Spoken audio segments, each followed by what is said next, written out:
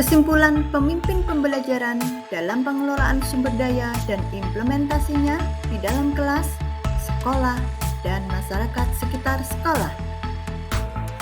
Kesimpulan, pemimpin pembelajaran atau sekolah wajib membangun ekosistem yang mampu merangsang pertumbuhan dan perkembangan murid demi terwujudnya profil pelajar Pancasila.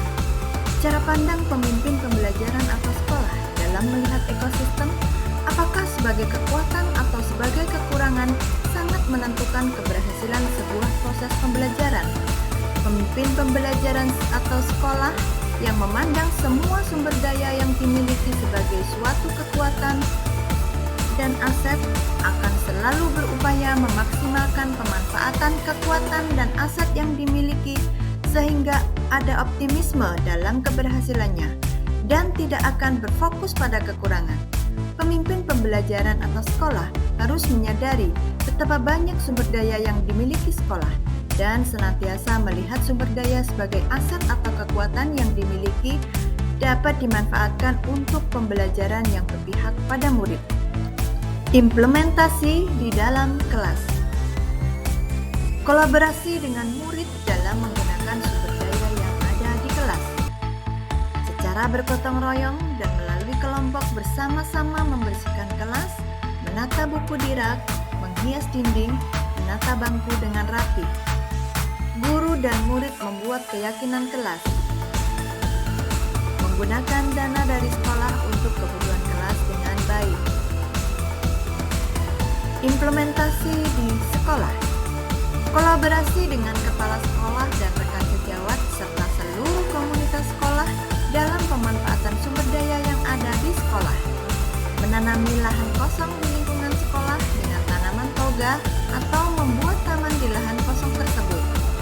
Menata lingkungan sekolah dengan rapi dan memanfaatkan sumber dana yang ada untuk perawatan lingkungan sekolah dengan baik.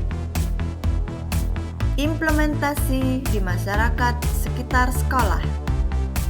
Membangun hubungan yang baik dengan masyarakat sekitar sekolah. Bekerja sama dengan wali murid dalam kegiatan sekolah sebagai bentuk dukungan terhadap proses pembelajaran. Kolaborasi dengan instansi-instansi terkait dalam proses pembelajaran.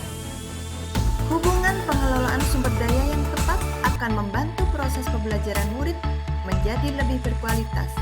Dan contohnya, ada 7 aset atau modal utama yang dimiliki oleh sekolah, yaitu modal manusia, modal sosial, modal politik, modal agama dan budaya, modal fisik, modal lingkungan alam, dan modal finansial. Jika ketujuh aset atau sumber daya tersebut dikelola secara tepat, maka akan membantu proses pembelajaran murid menjadi lebih berkualitas. Contoh, modal manusia. Kepala sekolah dan guru yang menjalankan nilai dan perannya dengan baik akan mempengaruhi pencapaian hasil belajar murid.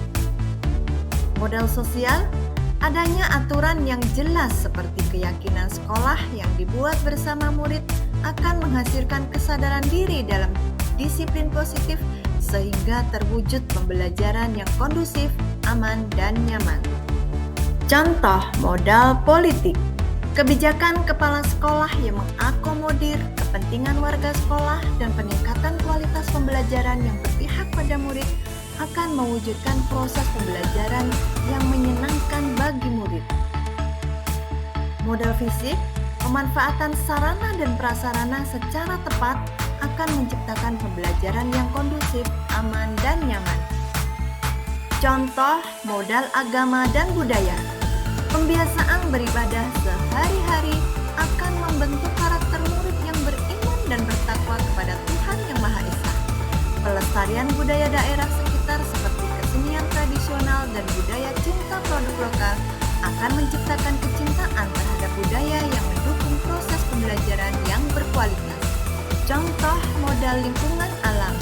Lingkungan alam yang dikelola dengan baik akan menciptakan suasana belajar yang rileks, sejuk, dan menyenangkan. Modal finansial, pengelolaan dana bantuan dari pemerintah dan dana mandiri secara tepat akan mampu menunjang pembelajaran yang berkualitas. Keterkaitan modul 3.2 dengan modul sebelumnya. Keterkaitan modul 3.2 dengan modul 1.1. Seorang pemimpin atau guru menjadi pengelola sumber daya dengan menuntun kodrat anak dalam mencapai kebahagiaan yang setinggi-tingginya, baik sebagai individu maupun sebagai anggota masyarakat, dengan menciptakan pembelajaran yang berpihak pada murid. Keterkaitan dengan modul 1.2, seorang pemimpin atau guru menjadi pengelola sumber daya dengan memaksimalkan nilai dan perannya dalam pembelajaran.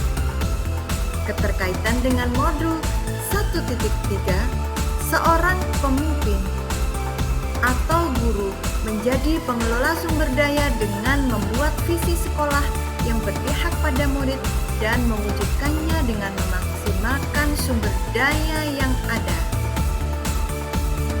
Keterkaitan dengan modul 1.4, seorang pemimpin atau guru bersama-sama dengan seluruh anggota komunitas sekolah membangun dan mewujudkan budaya positif di sekolah sehingga tercipta pembelajaran yang kondusif, aman, dan nyaman.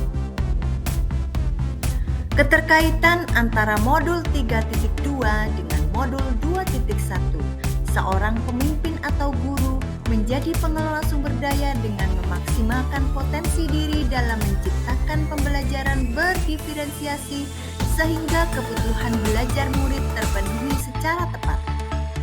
Keterkaitan dengan modul 2.2, seorang pemimpin atau guru menjadi pengelola sumber daya dengan mengimplementasikan pembelajaran sosial dan emosional melalui kompetensi sosial dan emosional sehingga terwujud lingkungan yang aman dan nyaman untuk memfasilitasi seluruh individu di sekolah agar dapat meningkatkan kompetensi akademik maupun kesejahteraan psikologis atau well-being.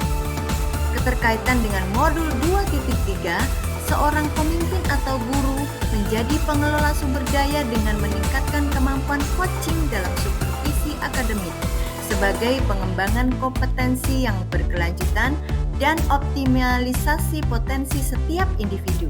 Keterkaitan modul 3.2 dengan modul 3.1, seorang pemimpin atau guru menjadi pengelola sumber daya dengan mengambil keputusan yang berbasis nilai-nilai kebajikan sehingga keputusan yang diambil tepat dan bijak. Hubungan antara sebelum dan sesudah saya mengikuti modul ini serta pemikiran yang sudah berubah di diri saya setelah mengikuti proses pembelajaran dalam modul ini. Sebelum mempelajari modul 3.2, saya memaknai aset itu sebagai suatu benda fisik yang tampak saja. Saya masih berpikir berbasis kekurangan sehingga memusatkan perhatian pada hal-hal yang mengganggu, mengeluhkan fasilitas yang tidak berfungsi, dan segala kekurangan yang ada, sehingga fokus saya adalah bagaimana mengatasi semua kekurangan atau apa yang menghalangi tercapainya kesuksesan yang ingin saya raih. Setelah mempelajari modul 3.2, saya menjadi tahu bahwa ada 7 aset utama yang dapat dikembangkan dan dimanfaatkan di sekolah, yaitu modal manusia, modal sosial, modal politik, modal agama dan budaya, modal fisik, modal lingkungan alam, dan modal finansial. Dan saya merubah pola berpikir saya menjadi berpikir berbasis aset atau kekuatan, sehingga saya fokus terhadap aset atau kekuatan yang dimiliki oleh sekolah, sehingga senantiasa berpikir positif dan optimis akan keberhasilan. Demikian, terima kasih. Salam guru penggerak. Tergerak, bergerak, menggerakkan.